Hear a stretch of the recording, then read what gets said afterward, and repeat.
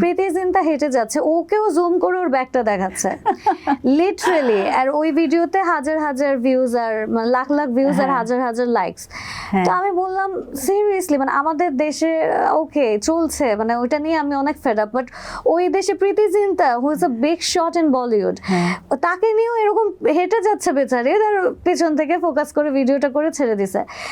Like seriously, মানে আমরা কোথায় যাব তাহলে? এই এখন আর উই টু ব্লেম, কারণ আমরা আমাদের মতো করে আমি নরমালি আমি জিম ইয়োগা প্যান্টস পরে ওখানে যাইনি, আমি লুজ প্যান্টস পরে লুজ গেঞ্জি পরেই গেছি। প্রথম থেকে আসলে রুলসটা বলে দেওয়া উচিত ছিল যে মেয়েরা কি ড্রেস পরে আসবে।